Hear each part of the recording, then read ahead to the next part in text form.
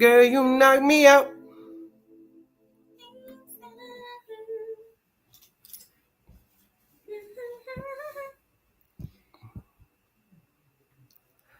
What up, what up, what up? What's good, everybody? Oh my goodness, that one's gonna fall. You think so? Yes, I don't think so. I think it is. It's angled. Give it a sec. I think, yeah, give it a sec. And it's like... Whatever. What? Okay. Okay, so happy Sunday, everybody. We're actually excited. I shouldn't say actually. We are excited about this live because we have a theme. And we're going to be going live a whole lot more, me and Cece, because our tour officially starts today. We are popping it off today. We're going on a 4-month tour called the Make American Capitalism Cool Again tour. There's no political affiliation. There's no religious affiliation. We just believe that families, and if you're under the age of 60 years old, the government is not going to come save you. And you need to take care of your finances, and you need to take care of your family, and you need to take care of your faith, because nobody's coming to save you. And so we're going to be going live throughout the entire tour, documenting the entire process.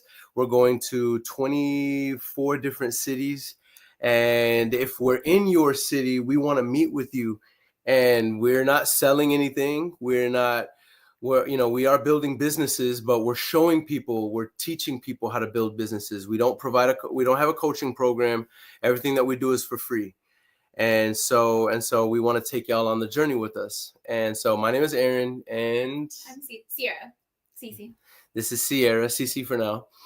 And so on today's live, we have a theme that we're excited about. And the theme is, there's basically three themes, but the first theme is faith, family, and finances, and how we keep it together.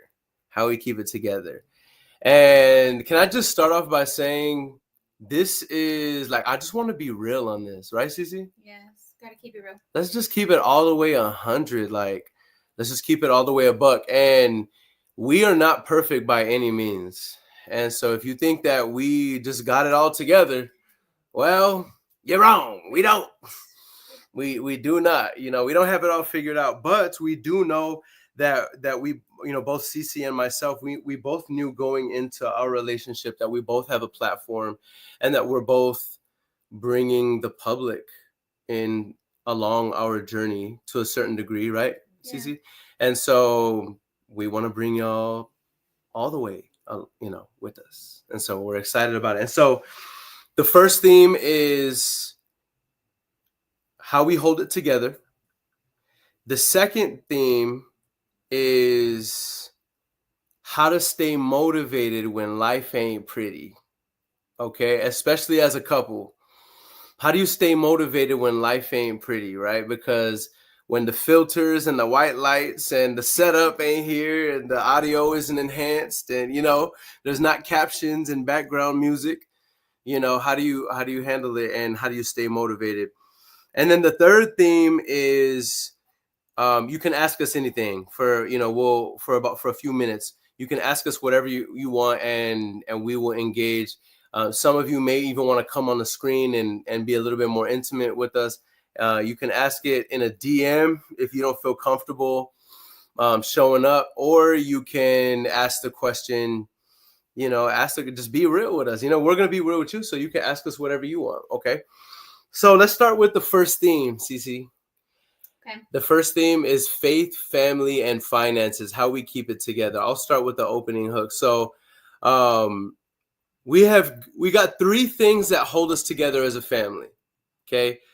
The first thing is, or the three things that hold us together as a couple, right? Those 3 things are what, Cece? The ones you just read? Did I put you on the spot? Yeah.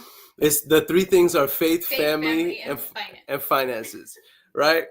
And look, I put Cece on the spot right now, but the reality is, I think that a lot of people, if you really look at it, y'all, a lot of divorces and a lot of relationships fail because of miscommunicated and uncommunicated expectations around finances. So finances is a part of it.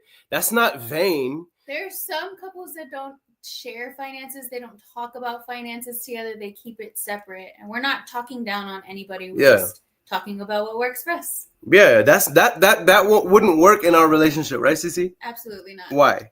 Because why? What? That doesn't even make sense. We're a unit. Yeah. But also, like, from a practical standpoint, like we operate multiple businesses together, right? And everything that we do has to be tracked, and money is sacred. You know what I mean? So we're not just willy-nilly with any of it. What's Can you up? imagine? I know. Well, what do you mean? What? Can you imagine, like not knowing where things are and running multiple businesses? It sounds like a nightmare. That sounds like a nightmare. Like, and why? Why would you need that? So here's some key talking points. Let's talk about faith first. With faith is not about religion, and it's not about, faith is not, it's not about religion. So can we just say that first and foremost? Because religion is divisive. Religion means it's us against them. And I don't think that faith is about that. When I talk about faith, I'm not talking about that. When I'm saying faith, three things that keep us together. The first thing is faith. When we talk about faith, I'm talking about faith in a sense of being sure that this is going to work, even whenever it doesn't look like it is. Mm-hmm. That's what I mean when I say faith. You know what I mean? So I want to read some of the comments, but let's talk about the first point so that we can get through a full point.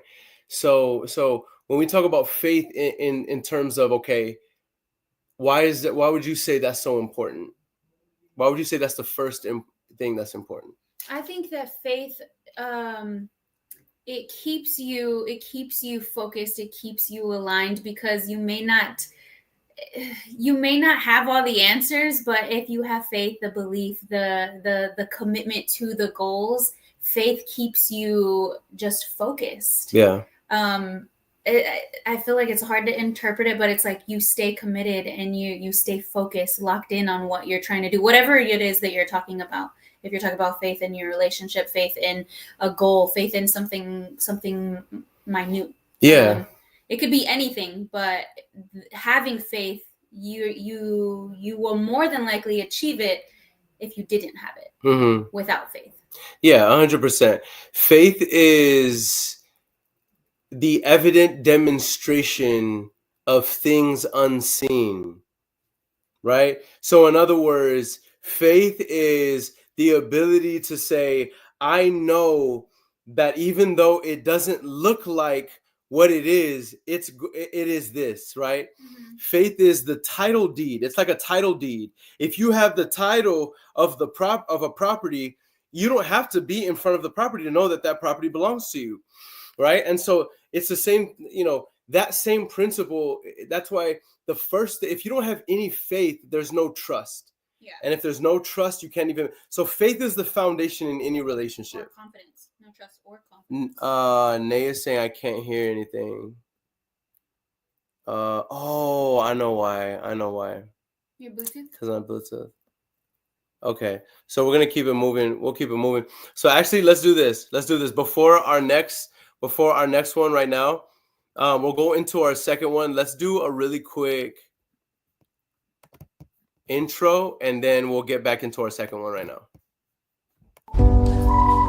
We made it, that's facts, ayy. We the greatest, that's facts, ayy. Prices raising, that's facts, ayy. That's right. But we paid it, that's facts, ayy. I did. They hate it, that's facts, ayy. Cause we changing, that's facts, ayy. We did. Can't blame them, that's facts, ayy. Cause we made it, that's facts, ayy. Cherry on top, that's a goat, yeah. Where you been, I wanna know, yeah. Greatest story ever told, yeah. Greatest story ever told, yeah. I know you wanna look up for this. Baby, let me turn you up a bit. You said you made it through hell and back. Give me the school, baby, tell the facts. Gonna be fine. All right, let's run it again. Okay, thank you guys. We appreciate y'all. So let us know if y'all can hear us. in the chat. Just got Ambria, a very similar one. Y'all twins. Hey. Where'd you get it from? Yeah, where'd you get it? I'm so curious.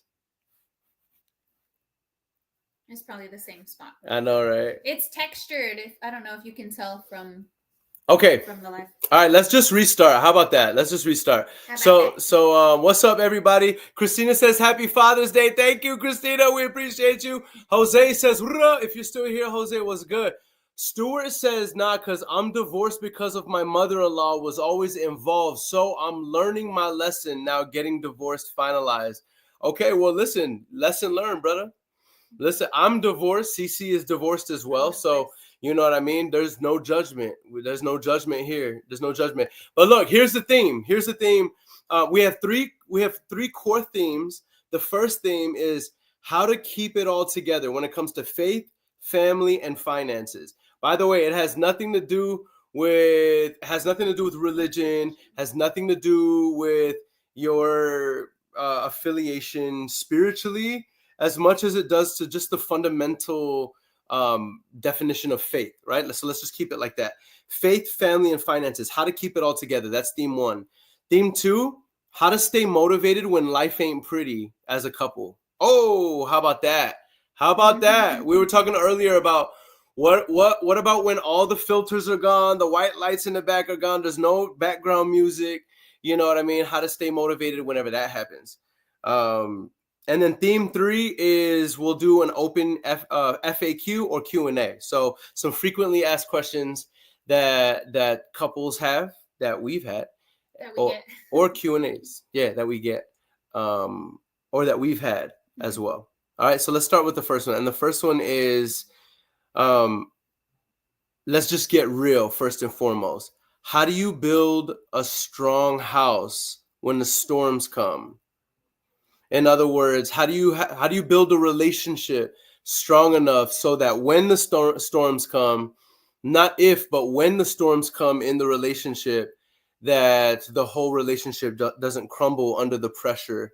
By the way, y'all, share this, like this, engage with us, heart it if this is, if you're engaging with us, because we want more people to hear this, and we want to talk to people who are on the same wavelength as us. Oh, snap. I like that you said when and not if, Why? because no one's exempt. No one's exempt from it happening. It's you're going to go through the storms. Yeah, exactly. The storms will come. Social media, obviously, it's our highlight reel. You know what I mean? Like, we all post our highlights. We all put our filters. All of our relationships are perfect on social media. Very few people are ever saying when they're arguing on social media. And so, but that do, everyone's hopping right on. That's right. And the ones that do, are like, you know what I mean? You gotta, you never know. And so the point is, how do you hold it all together when the storm comes, not if? And so drop a heart if you're ready for some raw content. Drop a heart on them one time if you're ready for some raw content. Let's start with our first talking point, which is faith.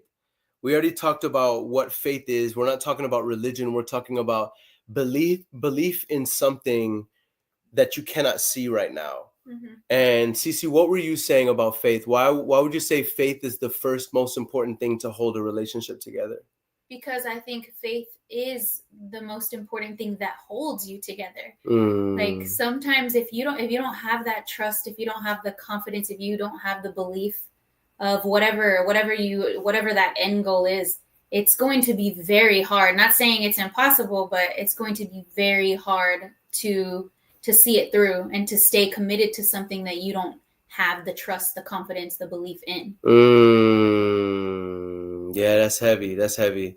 Yeah, and I think about the opposite, right? Like, if you've lost faith in your partner and you no longer trust the person, and you lost faith in that person's potential, whenever the storm hits, it's going to be even that much more difficult to get through, because it's like, what are you hoping for? What are you fighting for? Mm-hmm. There's no faith, right? Mm-hmm. Okay, I love that. So that's the first thing. That's how we hold it together, faith. But let's talk about this right now. Let's talk about a time in our relationship where faith was necessary for you, and it's okay to be vulnerable. Dang, okay. He did not prep me for this, so this is really raw. When was faith necessary or essential, is that what you said? Mm. In our relationship. Mm. Okay. I know. So before I met Aaron, I was in the beauty industry and I had a beauty business and a beauty salon. Fast forward, our relationship's getting more serious. We've now moved in together. He's met the kids, and I'm helping out in the businesses, but I'm not really doing much other than helping and easing his daily task and whatnot. Well, I eventually decided to let go of everything that I had worked up for in the beauty industry, and it was not easy. It was very, very challenging, and I don't think that I could have done it if I didn't have faith, trust, confidence in our relationship that this was the right thing. I think that was like the perfect example for me, because it did take faith and the reminder of where we're going, and grace and patience for you. You had to have that with me, because it was a really challenging time for me emotionally. It may not have looked like that, but it did require a lot of faith. Yeah, that was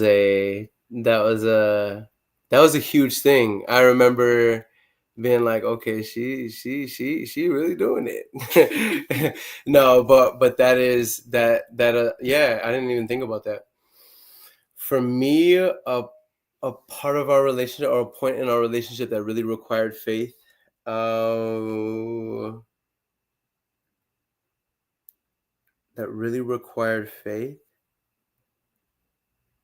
would say when we moved together, for sure. Yeah, when we moved together, yeah, because that was a huge decision, and it was there was. Have you ever dated anyone with kids? No, I had never dated anybody with kids before, and we also weren't married yet, and so that's something that I wasn't accustomed to. That's not something that I would previously had done. But and I had my own place. It wasn't as if it was a thing where I needed a place to stay, you know what I mean? It wasn't that, but I think our relationship advanced, and we wanted to be. Oh yeah, you remember the nights when we didn't live in the same house? Yeah, that was crazy. But I would say that required faith for me, because I knew what I believed, but I didn't see it yet. You know what I mean? And so I would say that was a huge thing for me, and I'm glad, because that could have went bad. It could have went, it could have been the worst thing. But I think both of us knew who we were with. You know what I mean? So okay, so that's the first thing. The second point is family. So let's talk about this. How do you prioritize each other in a relationship? Here's the question to ask between you and your spouse, okay? You and your boyfriend, girlfriend, significant other. Here's the second question to ask. How you prioritize each other even while building your business, or let's say your career. Oh, I like this question, because a lot of people may think or assume that because we work together and run the businesses together, that we get to spend a lot of time together. And it's actually the opposite. Even though we're in the same room or the same area, same house, it's not about us. And we wear a different hat during that time. So you don't get to be or react how you would if it was you were in boyfriend, girlfriend, husband, wife role. Yeah. Because that's not the time, and there's other people that are dependent on you in the business. So you have to show up for them. So you don't get to do that. So I think from in happy times, how we prioritize and just on a regular scheduling basis. I know for me, we put things in the calendar. There's red areas, and actually the red I learned from you. I don't know where you learned it from, but we make family time red on the calendar, and it's scheduled, and it's a non-negotiable, meaning nobody can interfere with that, regardless of the type of emergency it is. This is delegated towards family. If it's talking specifically about us, we try to plan things like dates and But the cool thing about us is we're just like ready whenever. So like if we get the opportunity to go on a walk and appreciate the Maximalist sunflowers or whatever they're called. I'm saying that because we did that yesterday and watched the sunset. Yeah. You make a date out of it. You know, you can make a date in the kitchen. Now when it's when things aren't, you know, it's not sunshine and rainbows and we're having an off day, but we're just not seeing eye to eye and we're still in the business.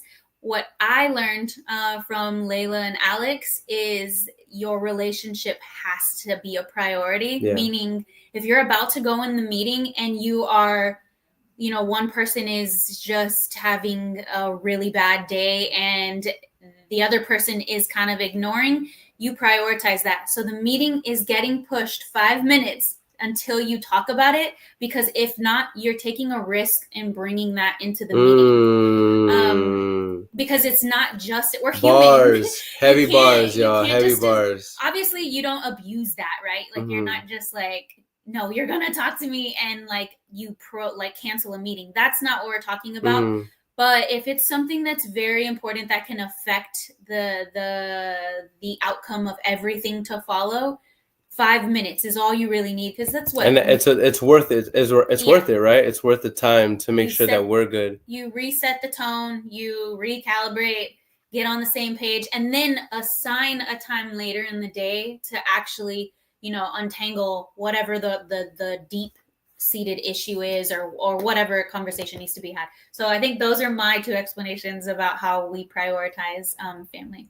Yeah, I love that.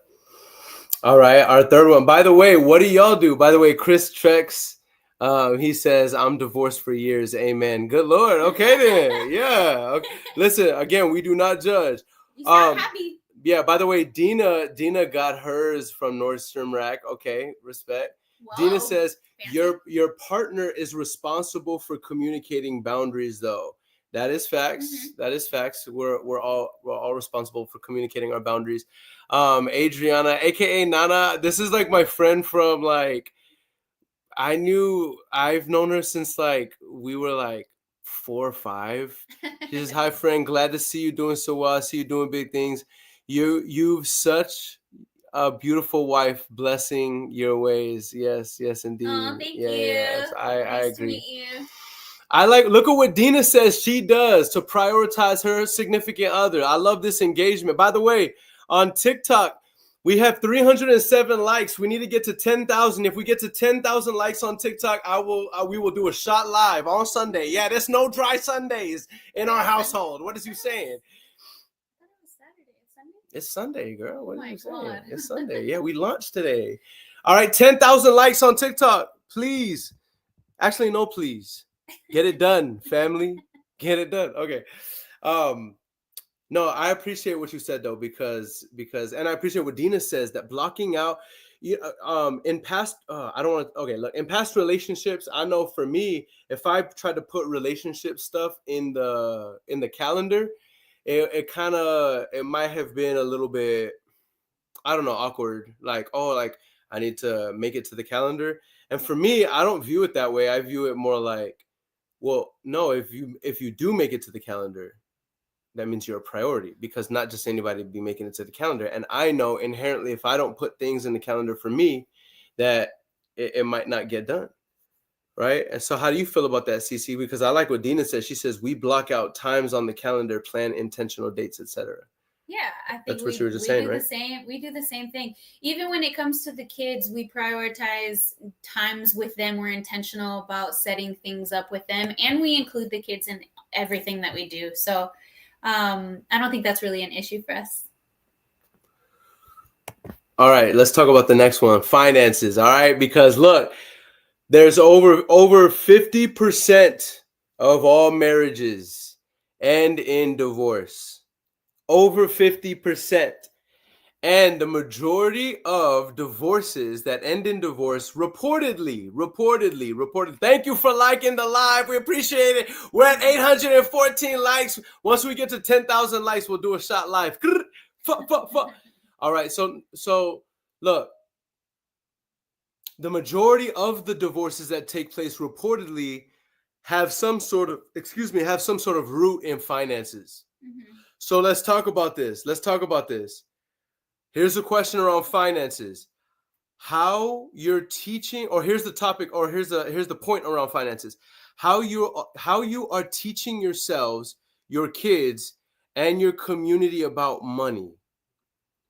So what are your beliefs around money?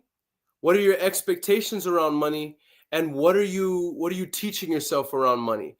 And there needs to be an audit between you and your partner in terms of, do we have the same beliefs about money? Do we have the same expectations around money? Do we have the same and how we communicate it? Can we talk about that, Cece? Yeah. From your perspective, good, raw, ugly. I think that one of the Why is this such a hard topic for most people? I think because a lot of people aren't open about it. They keeping it separate is one thing that I could imagine causes issues. Keeping things separate, not talking about it, maybe not prioritizing. Maybe some people have like horrible spending habits, or like they're not taking care of things that keep the roof over their houses. I think it all boils down to communication. And then maybe people don't understand money because they have a limiting belief of that money is like something that they're not worthy of, or I know for us, we correct when each other says something negative attached to money. And then even in the community, we bless the money. That's right. We have to speak abundantly about money, and not from like a scarcity mindset. That's right. So I think that's something that a lot of people aren't doing because of all the things that we've heard when we were kids. I think that's one of the big things is communication and correcting when you hear it. What about you? Yeah, I'm with you 100%. I think if one person believes, let's say the woman believes, and she grew up believing that because she saw that her dad was a very good provider, and she grows up believing that she wants to be a princess she wants to be a princess, and she was taught that she was a princess by her dad. And she believes that her Prince Charming is going to treat her like a princess, and he's going to cover the bill, and that's just how she was raised, and that's just her expectations.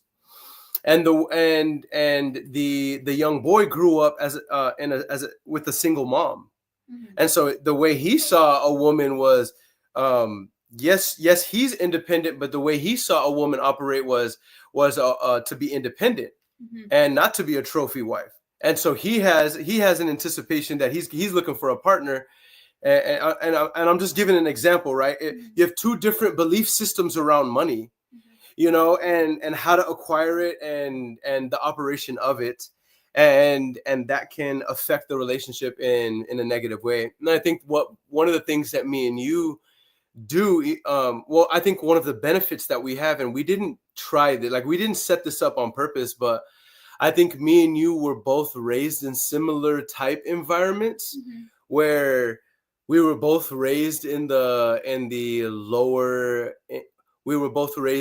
lower income neighborhoods. We both bounced around a lot. We both had instability with our families. We both experienced loss, and we both had to become very resourceful and responsible at a very young age. So I think me and you, even though you're an older sibling and I'm a younger sibling, I think me and you inherently have that approach to life where we're very appreciative of even the small things, so that even during the times where we're not flowing with money, but we're ebbing with money, and it's like, okay, we got bills due, we got stuff that we're, that we got to account for, and we got to show up in front of the team and pretend like we just got it all together. I think that we're used to that sort of pressure, and we've never panicked, right? We've never have we ever fought about money? Real spill? No, we will never fight about money, because you can do without. And it just even ick. It's like an ick to fight about money, because it's like food. You don't ever. That's like, right. We don't fight about food, right? It's going like even in the worst time, it's gonna be alright. Yeah. Even in the worst time, it's gonna be times when we're feasting, and it's gonna be times when it's ramen tonight. Hey guys, it's ramen. Put an egg in the ramen. It's gonna be okay. You know what I mean? And guess what? Some of those simple times.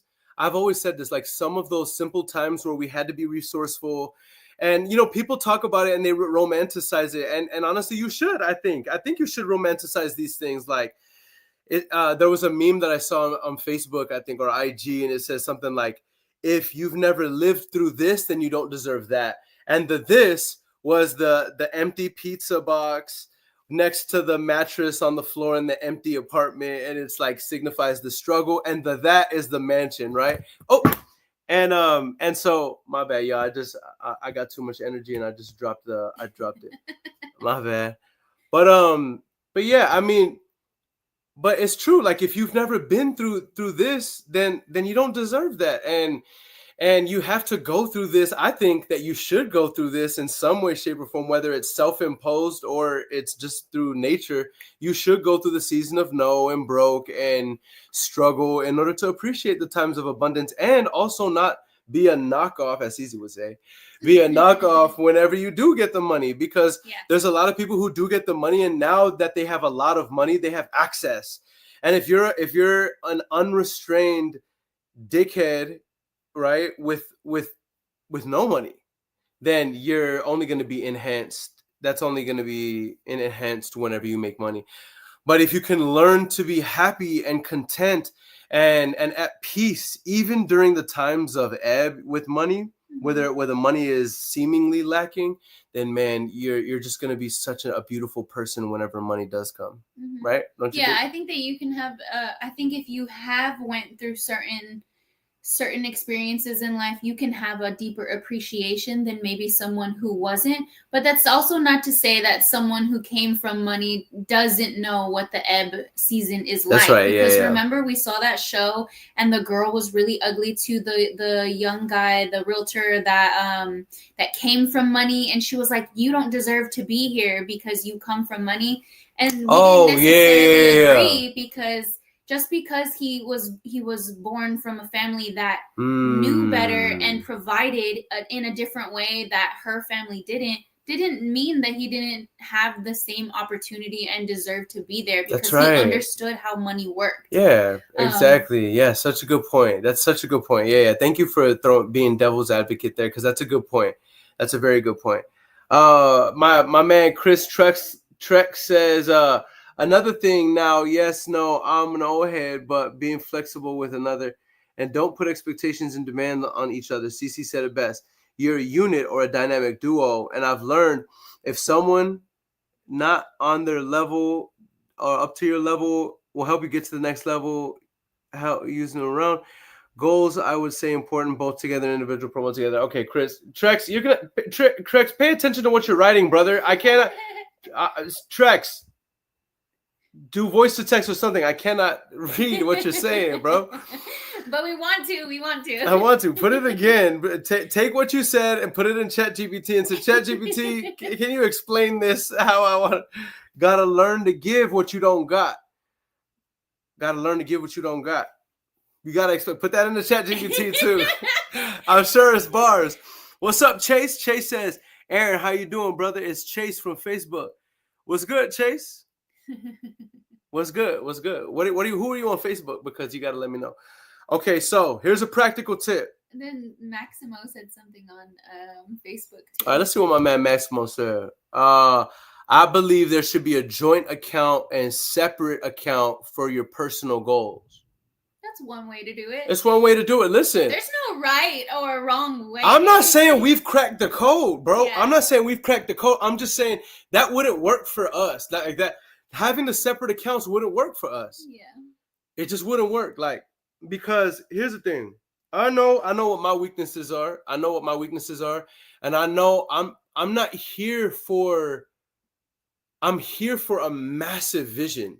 So I know that everything needs to be meticulously tracked. Mhm. And I know that with more money comes more power. With more power comes more access. With more access comes more temptation. It comes more responsibility, because how you steward this access. Listen, the personal account thing will work up until a certain point. Mhm. It'll work to a certain point.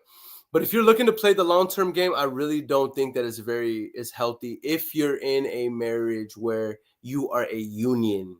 If it's hey, we're a long-term relationship, I could see that, because you never know if somebody is gonna, you never know, boom boom boom. Yeah. Honestly, But though, your union goals should also accommodate your personal goals, because yeah, if it's not, is that it at least has to be considered in the union, like your couple goals, your goals for your family, or yeah, at least in my opinion. yeah. But maybe that works for you. Give Yeah. us You like give us your elaborate. yeah, expound on why that you think that works for you, and how has it worked for you up until now, and why is it that that's your perspective? Because he says my personal opinion is that if I wanted to climb Mount Rushmore, then it shouldn't be my partner's responsibility. Oh, I love that. Now I see. I I rock. see. By the way, Maximo, I rock with that heavy. I rock with that very very heavy, my brother, because see, Responsibility, no, but they.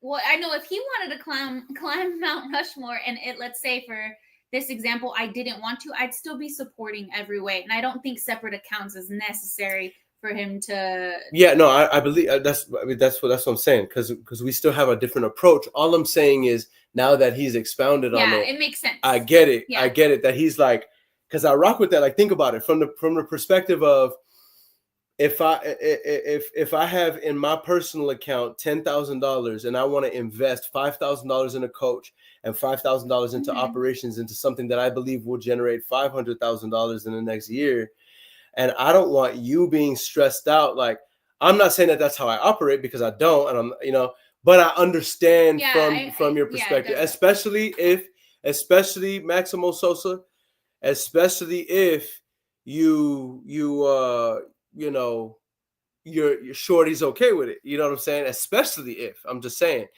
Now, I just want y'all to know, Maximo is my brother from way back. What up? What up? You're my brother right there. Okay, let's talk about this. Second theme: how to stay motivated when life ain't pretty. How to stay motivated when life ain't pretty. All right. By the way, Dancer says, "How long have you guys been together?" You want to answer this, easy? About 3 years. About 3 years. Yeah, about 3 years. Yeah. Okay. Yep. Dina says that's how Ambria feels. She says, and I align with you and Cece's perspective and belief on joint finances, joint life goals, and responsibilities. But I've learned that when someone comes from money and has a very strict spending ideology and doesn't share manifestations and abundance, then then they don't have the same faith and belief system that I'm always flowing. No, that's so true. Look, I cannot imagine, like, if me and C, like, if Cece came from money, bro, it won't work, bro, because that's me. I'm like, it's gonna be okay. It's always going to be okay, and we're always going to achieve whatever we said we're going to, and then once we do, it's next level. But yeah, I'm telling you right now, because I'm too extreme with it. And but then she says, but again, therapy and compromise has really helped me grow. We love you, Dina. Shout out to Dina. Nah, but I'm not. But she's like, bro, it's funny. It's been hard. No, it's true though, and we're not laughing. Like, Dina is family, y'all. Like, we are not laughing, but it's like, no, I get it. Like, 100%, I get it. Trex, he put his new comment in, or Chris, I called him Trex, but he put I guess he put his chat GPT comment in. Oh, did he? No way. Did he? Hold on. Also, I was saying, got to be flexible with each other. Don't put demands and expectations on each other, and don't add that stress. And then there was one on top of it too. Okay, goals, both individual and as a team, support each other and help each other get there to your goal. Yeah, that's right. That's right. Okay, let's do the second theme. Let's do it. How to stay motivated when life ain't pretty as a couple. So let's talk real. Motivation. Here's what a note say. Motivation isn't pretty quotes on your phone. It's how you get up when you want to quit. It's how you show up whenever you want to quit. How we keep our head up. Let's talk about how we keep our head up even whenever we feel low.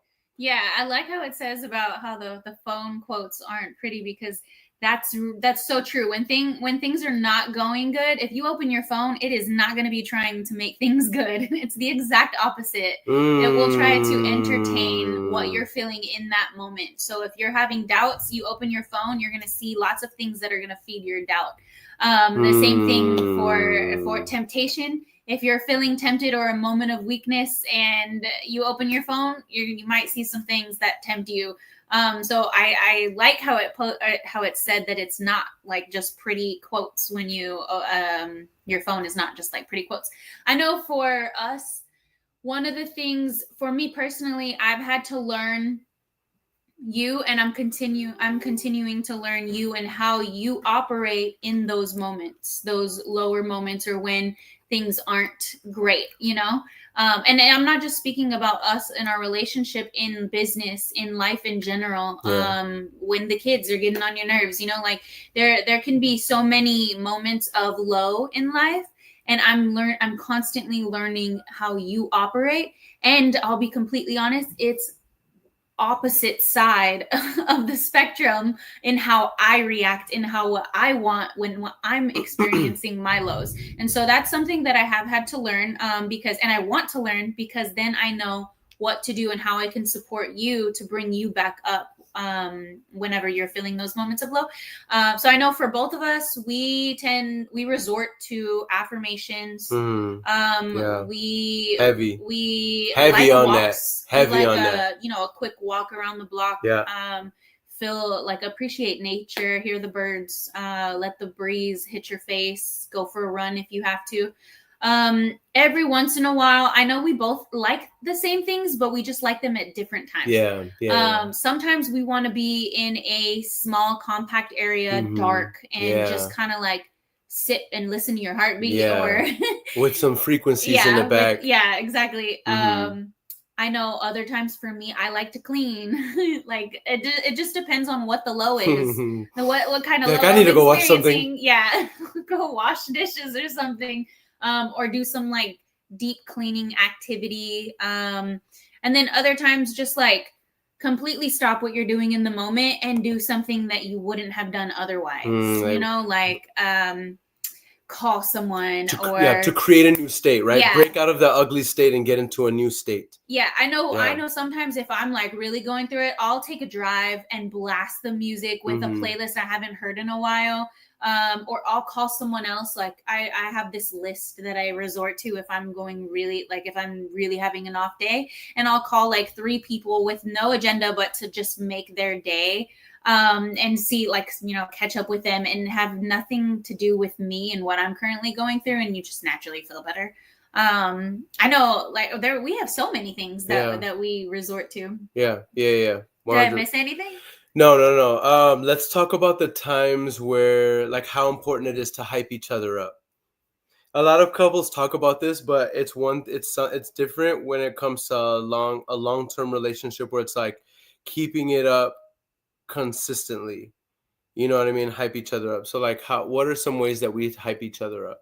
I feel like we always do. I know I always hype you up, like, not to be corny, but I always hype you up in terms of like how you look, how pretty you are.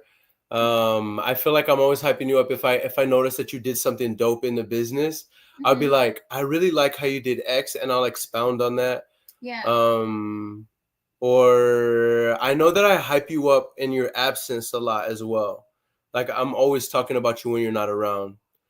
I feel like we do a really good job, and it's natural that we hype each other up just so naturally, in person and in each other's absence. Why is that so important, you think? Because it other people need to see that you like your person.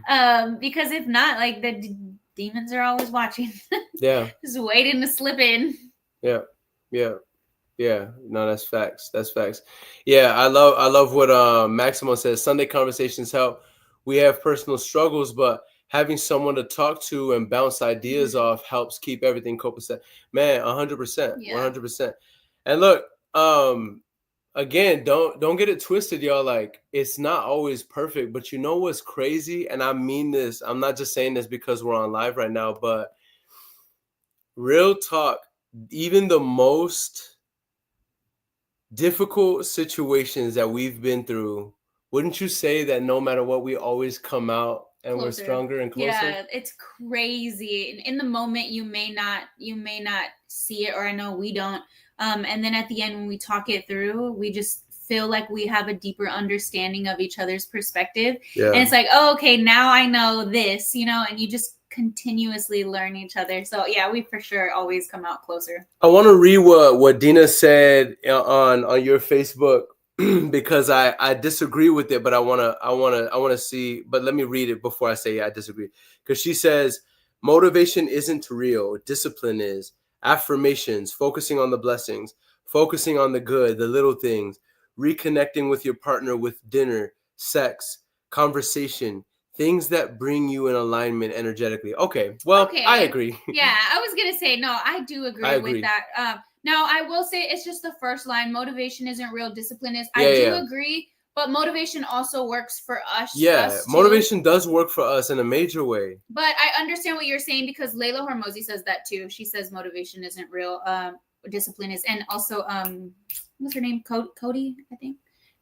She says that also. Okay, I mean, I see what they're understand. saying, though. I understand. Yeah, because there's gonna be because there are days where you don't feel motivated. Yeah. You don't feel romantic. Motivation You don't without feel discipline does not work. That's right. Motivation without discipline. That's right. But discipline is the anchor. Discipline is the thing that keeps you. Motivation is an energy. That's right. Yeah. That's right. Yeah. Exactly. And that's why. Yeah, exactly. All right. Theme number 3. I want to open it up now. It's your turn. Drop a question about business, relationships, money, faith, parenting, life. I mean, me and Cece, look, if you really look at our relationship and you look about all things in our relationship, I'm telling you, we're running multiple businesses, blended family. She was married before we got together. I was married before we got together. She got her divorce while we were together. I got my divorce while we were together. And we got 4 kids and planning on making more. You know what I'm saying? So when it comes to life, businesses, relationships, engage with us. Ask us whatever you want. Yeah, we're really open. Yeah. And now while we're waiting to see if anybody has any questions, engagement for us, I want to ask you this. What advice would you have for people who, they want somebody that they can build with? They want somebody. Talk to the ladies. Why don't you talk to the ladies, first, and then I'll talk to the fellas. What advice would you talk to, a woman who doesn't currently have a significant other, but wants to attract a high value person, and is sick and tired of the regular old story, the person who is not going to bring value to their life, and they haven't lost hope yet. Talk to that person. What advice would you have in their single state right I think that communication is going to play a big role in whatever stage you're in. Maybe you're at the end of a relationship, because that is a real thing, or maybe you're single and you haven't given up on love, but you're just done with dating. Or maybe you're like, I don't know, just got out of a really bad relationship. I think that you need to communicate if you are talking to someone openly, and not communicate where it's like it's not like the foggy glass. You got to be open and real and honest, because someone's gonna appreciate the authenticity more than what you think they want to hear, even if it's like not what they want to hear, because they're going to appreciate the honesty. And if it's not for them, then cool. Like, you just dodged a bullet. That's right. Because guess what? It's not for them. Exactly. But if it is, and the connection is undeniable, your communication is just like completely open, and the hairs on the back of your neck stand up, and you don't know why this person it feels like they're like looking into your soul, and you're a little kid again with them.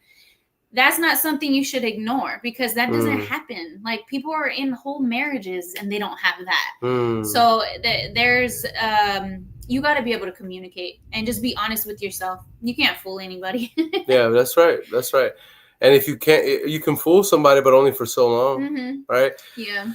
Dancer asked this question. She says, why a high value woman boss go better, etc.?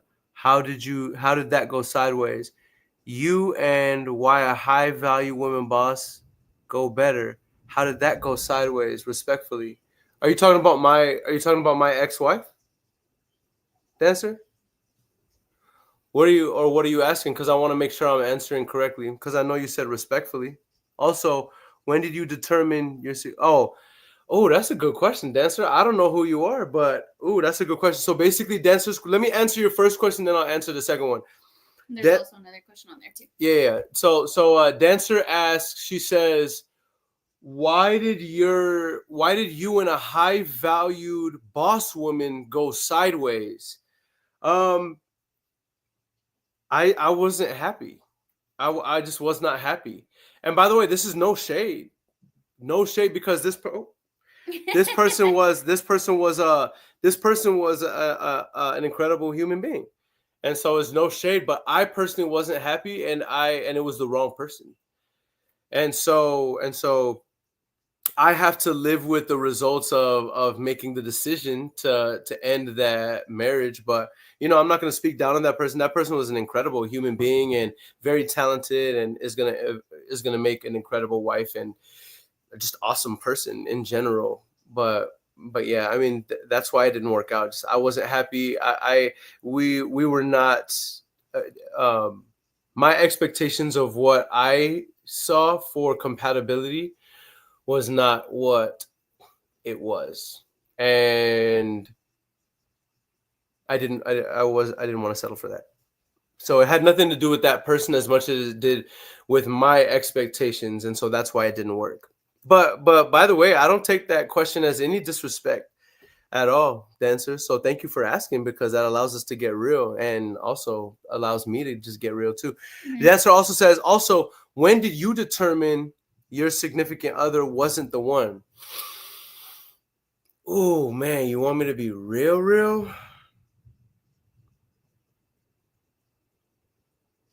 I knew my significant other wasn't the one before I got married.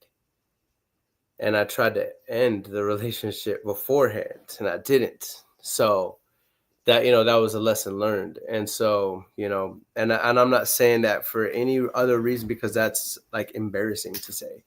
You know what I mean? Because I hurt somebody, that I was with, and they are the innocent party, and that person didn't do anything wrong, and that person, wanted to be together, and yeah, so yeah, I knew and before. For me, yeah. How did I know my ex-husband wasn't the one? I think that our relationship had gotten to a point where I no longer recognized myself in the relationship, and just things were completely different. It was no longer healthy, and so I just had to make the decision and like stick to the decision I made. But it wasn't easy. It was really hard, but I mean, we had to do it, and it was the right decision. Mm-hmm. Yeah, 100%. Dancer says, last question. It doesn't have to be your last question. You can continue to ask. Last question on the subject. How long were you married with your ex-wife? About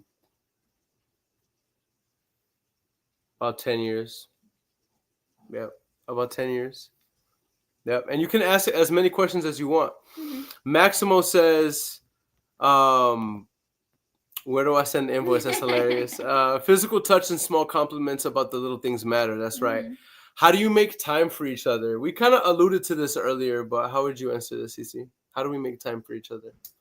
We plan a lot of the things in the calendar, and even if you're intentional about 5 minutes, that can mean more than a whole date planned where you're not even like you're on your phone, you know. So if there's intention, if you're intentionally spending time with each other, even the smallest amount of times, they solve for so much and prevent so many other things from happening in a bad way. Mhm. But I mean, we do a lot of our stuff together. We go to the gym together. Sometimes we work out together, sometimes we don't.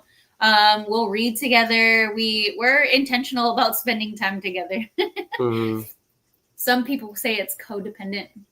Yeah. I wouldn't say it's codependent though. Yeah. Dina says, I always find that question so weird. It wasn't the wrong person though, E. She was so much growth and lessons, and y'all shared the chapter for a reason. You realized so much about your life, yourself, and what you want, and that's where you aligned with Cece and that chapter now. People can be successful, amazing, and all else, like my ex-wife, and it just doesn't work anymore. And it wasn't meant to go past the chapter it was in. Yeah. People grow and want more and different. Yeah, I mean, yeah, and people ain't ready for that conversation, Dina. You know what I'm saying? I was trying to keep it just succinct, but you're right. And I just hope that I just don't want in any way my words to be taken out of context. Yeah. You know, but because I'm not throwing any shade at all. You know what I'm saying? Like me and Cece talk about this all the time, right? Like that our exes are incredible humans, right? They're incredible humans, but they just weren't ours. Yeah.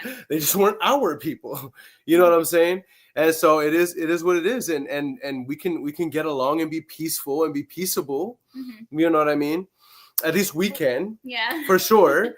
And you know, that's just how we operate. I love what she said though, where like you grow apart, because for us, one of our relationship core values is growth. Oh, can you go over that? Go over that after you go ahead. Yeah.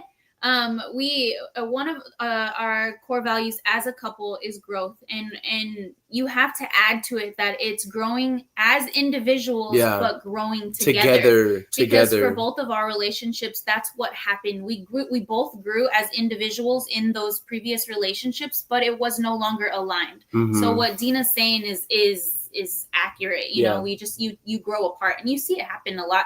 And success doesn't necessarily have to be the reason, you know, but it does happen if growth looks like two different it just looks like two completely different things in that couple. It may not work.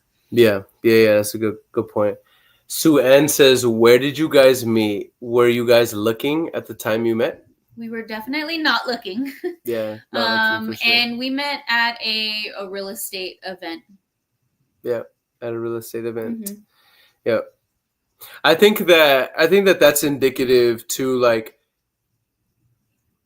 when I say indicative, I mean that I think that not that it matters exactly where you meet someone, but there are implications to where you meet someone. For example, if you meet somebody at a bar, it could be true love, but what are the chances? You know what I mean? You could meet someone on the at a club, you know what I'm saying, and find true love. You could, but what are the chances? Mm-hmm. You know, you could meet somebody on Tinder, I guess, and swipe left or swipe right. You know what I mean? I don't know the difference. I have no idea. but you could. I'm not saying, but what are the chances is what I'm saying. And so I think the fact that we met at a real estate event is kind of indicative of, and it's like we're like, even though I know I was there speaking at the event, and you were there exposing yourself to new things in different circles. You know what I mean? I was there with a group of girls. We were all in the same salon, and we were networking, passing out flyers, and we have a mutual friend, which is his barber, and so she made the connection. Yeah. And so it was the HBHS Real Estate Investor Association event, Trex. So yeah. And so, but my point is, I think you should go to events. You know what I mean? If you're, especially if you're single or you're looking, go to events, go to self-development events, go to church. You know what I'm saying? It's not bad. It's not bad if, I mean, you don't want to be, throwing yourself out there, like in a very untacky, distasteful way, but that's not inappropriate. If you want to find somebody that is on your level, then go somewhere that somebody on your level would be. Right? It's kind of practical, Yeah. Sue Ann is like, yes, I need to start. Yes, Sue, look, start going to self-development. Go online. Start joining communities. Go to like Eventbrite, and you can network depending. There's on lots of free events, mixers. What career? Take some of your friends, and what I would say is don't go with an open mind though. Go with an open and go to have fun and meet new people. Yeah. But don't go trying to force anything, because then you're gonna find yourself in bad situations. But just be open minded and you know what I mean, and what you'll find is that you'll even start to grow. You'll even start to grow along the way, and you'll be in a better position to attract somebody that's on your level. So, Dancer asked a question too. Dancer says, "What effect did it have on the kids, and how did they adapt, and have they accepted it?" Oh, that's a really, really good question. It's a good question. Yeah. What effect did the divorce have on the kids, and how did they adapt, and have they accepted it? I think that's more of a CC question to start. The divorce definitely had I would say, a deeper impact on the younger ones. Especially because they don't know what was going on, and then from one day to the next, their lives change. I think that lots of talking. We don't have all the answers. We're still trying to cope with the little ones, and we have good relationships with their family. So it's not like it's there's no absence in their life. And Aaron met them, I would say, in less than a year of us dating, and it wasn't all at the same time. It was because there's 4 of them, so it was one at a time. Mm-hmm. And it was just natural. I didn't force anything. I don't bring people around my children, so it was something that you take a deep breath, because it has an impact on them too. Like, what if we weren't going to work out, or it just lots of things, lots of factors took place. It was so natural though. He connected with all of them. The kids, they connected with him, and now they probably talk to him more than me. Well, not Callie. I don't know. Callie says I'm her best friend. And then what was the second part of the question? Have they accepted it? Oh, for sure. Yeah. They like I said, there'll be times where they're like wanting to talk to him. Mm-hmm. Yeah. So I think it just gave more confirmation that we are each other's person, and it was a really easy transition. I don't know if like other people have that, but it just felt so effortless with us. Mm-hmm. Yeah. It was a lot worse in my mind how it was going to play out. Yeah. I think I connected with them really well.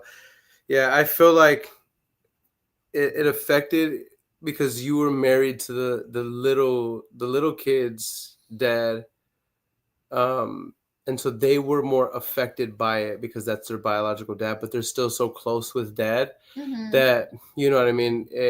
It helps, and we all communicate. So I do think that helps too. That we all we're all in good communication. We're all, in good standing. No one's fighting each other. There's he has his little family, and we all get along. Yeah, there's no beef. There's no resentment. No drama. It's just very. Not that it's perfect, right? Yeah. Obviously, there's moments. You know what I mean, but.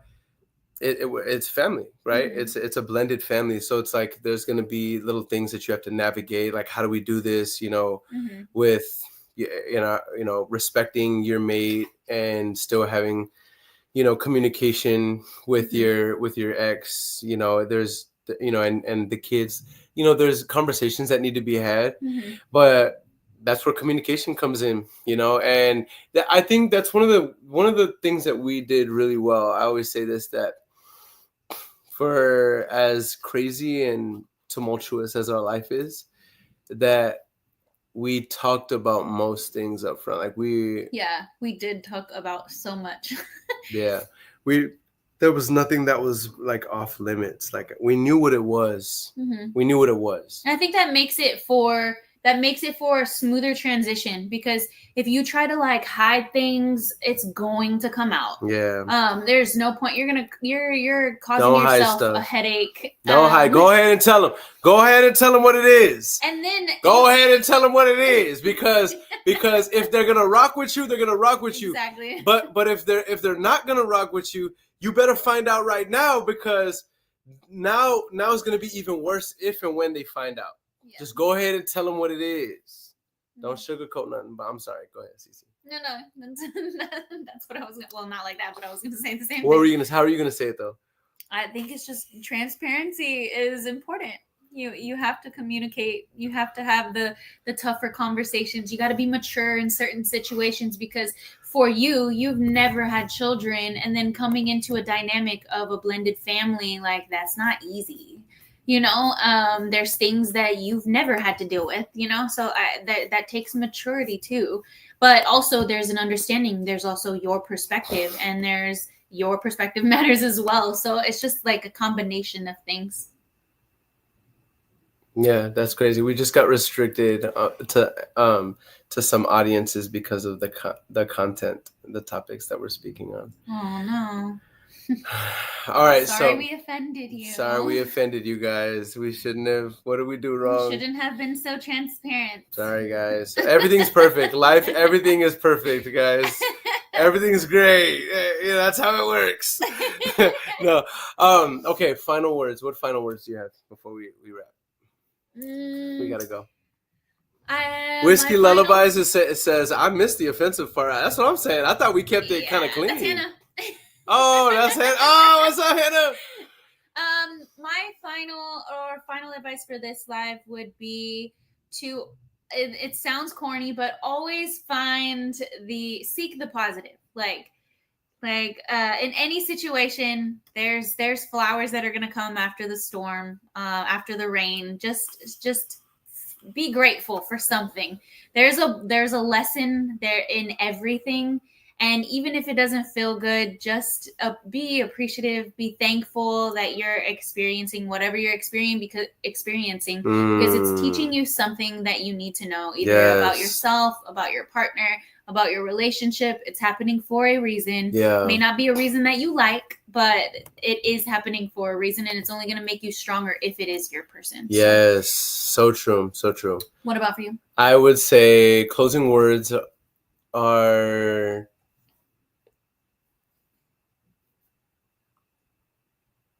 Men, once you've chosen who your person is, number one, be decisive.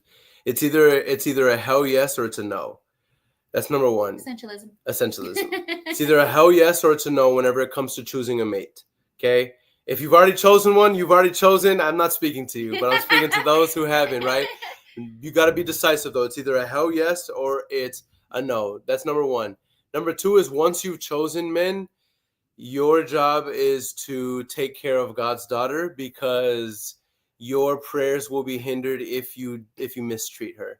So if you do mistreat her, or you get a little bit too aggressive as treating her like the weaker vessel, which, by the way, weaker vessel does not mean weaker in the sense of she's weaker. It means in the sense of she's it doesn't mean weaker emotionally. It means weaker physically. Mm-hmm.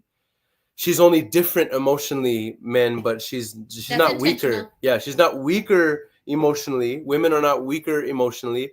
They are different emotionally, but they're weaker in the sense of physical. So our job is to treat them delicately. And sometimes, especially very ambitious, driven men, we can be very not delicate.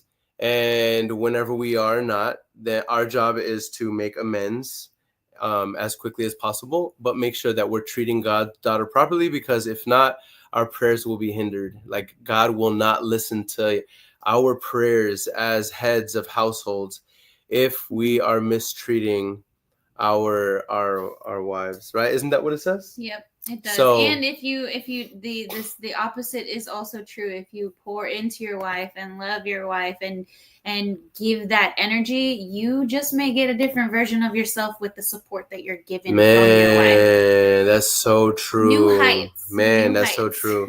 There was an article that I read. Can I just say this? There was an article that I read, and it was so powerful because it said the top 10 complaints that men have. Oh, we have that today? I didn't know we had that today. No. We don't, right? No. That's just on the calendar. The top 5 to 10 complaints that most men have about their wives, and each complaint stems from something that the husband himself is doing. And so it's not to say that it's always the husband's fault, but we are the heads. We are the leaders.